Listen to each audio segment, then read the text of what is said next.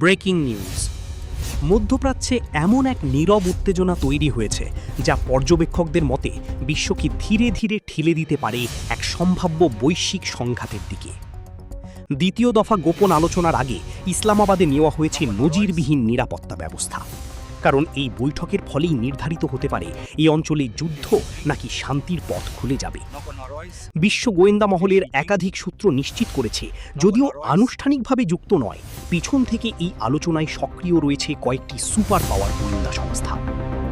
Iran, যারা শুরুতে আলোচনায় বসতে অস্বীকৃতি জানিয়েছিল, এখন ইতিবাচকভাবে অংশগ্রহণের বিষয়টি বিবেচনা করছে।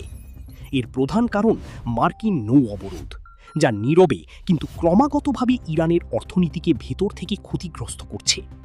এই উত্তেজনার কেন্দ্রবিন্দুতে রয়েছেন পাকিস্তানের ফিল্ড মার্শাল আসিম মুনির। তিনি সরাসরি যুক্তরাষ্ট্রের সাবেক প্রেসিডেন্ট ডোনাল্ড ট্রাম্পকে জানিয়েছেন, নৌ অবরোধ না উঠলে কোনো ধরনের শান্তি প্রক্রিয়াই সফল হবে না।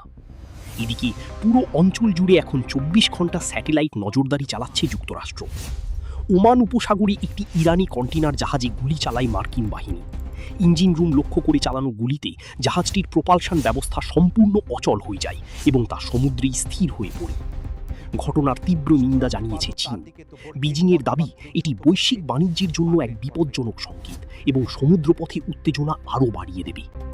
আজ বিশ্বজুড়ে একটাই প্রশ্ন, এটি কি শান্তির সম্ভাব্য শুরু নাকি আরও বড় এক সংঘাতের পূর্বাভাস?